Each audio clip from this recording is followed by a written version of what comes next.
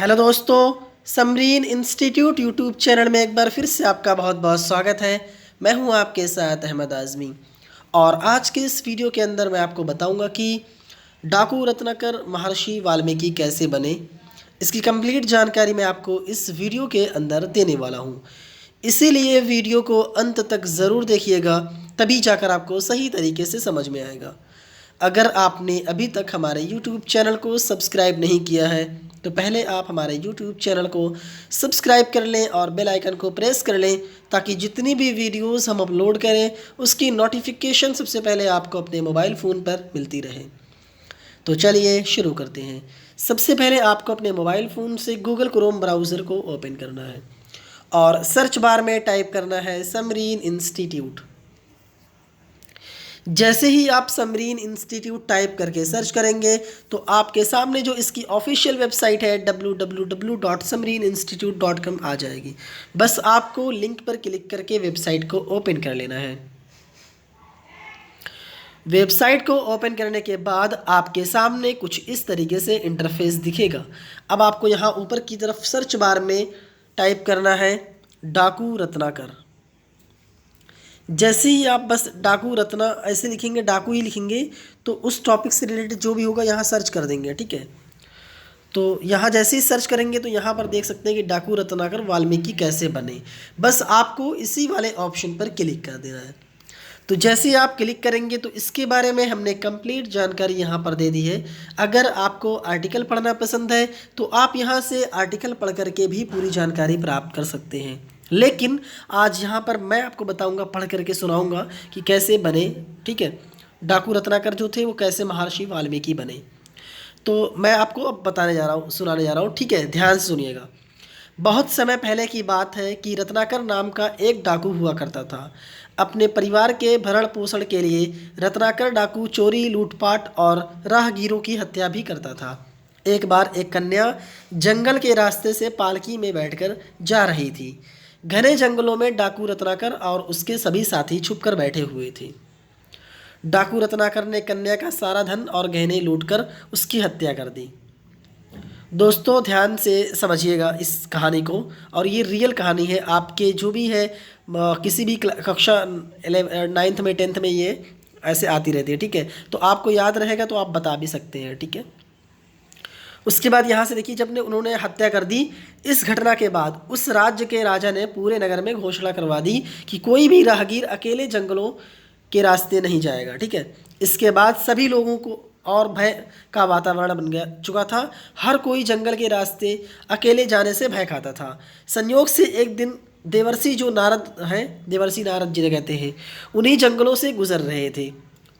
उन्होंने देखा कि सामने कुछ राहगीर निर्वस्त्र होकर आ रहे हैं।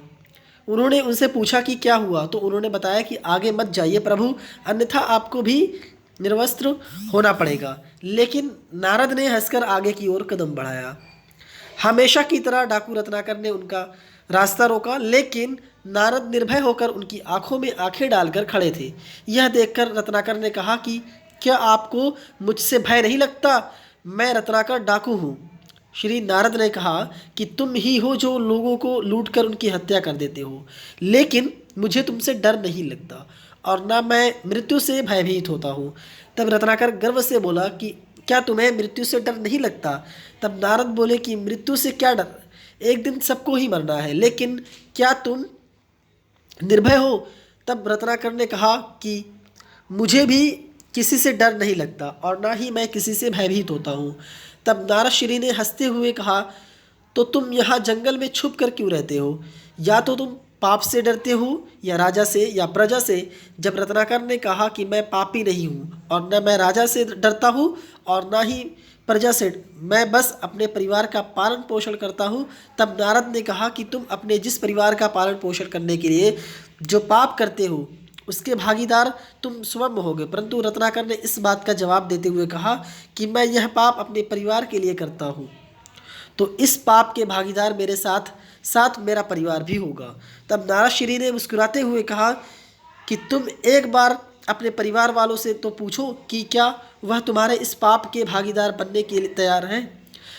नारद की यह बात सुनकर रत्नाकर विचलित हो गया और उसने अपने साथियों से कहा कि इसे पेड़ से बांध दो ताकि मैं घर जाकर अपने परिवार वालों से इस बारे में पूछ कर आता हूँ, ताकि इस ब्राह्मण को सुकून से मार सकूं।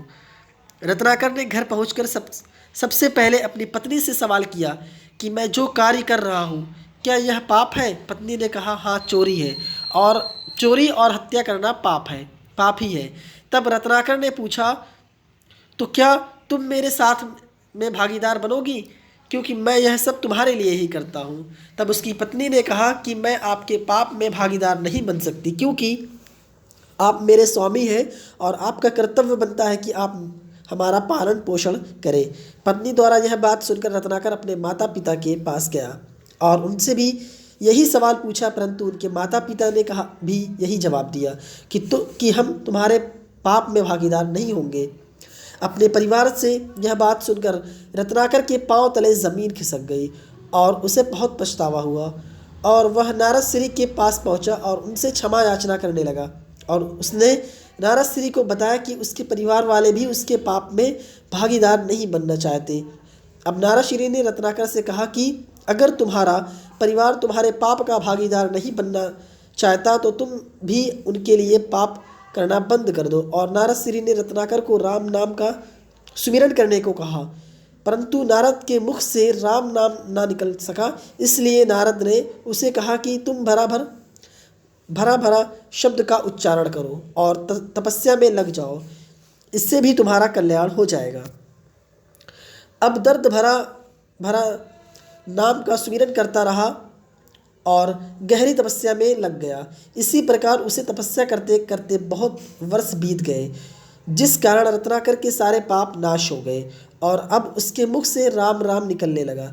रत्नाकर की तपस्या से प्रसन्न होकर सृष्टि रचयिता ब्रह्मा जी रत्नाकर के सामने प्रकट हुए और उनसे कहा कि मैं तुम्हारी तपस्या से प्रसन्न हूँ और मैं तुम्हें दिव्य ज्ञान प्राप्त करता हूँ और तुम्हारे सारे पाप भी खत्म हो चुके हैं और आज से तुम्हारा एक नया जन्म हुआ है और अब तुम वाल्मीकि के नाम से जाने जाओगे और अब तुम विष्णु के अवतार राम भगवान की कथा को लिखोगे, जो भविष्य में रामायण के नाम से प्रसिद्ध होगी।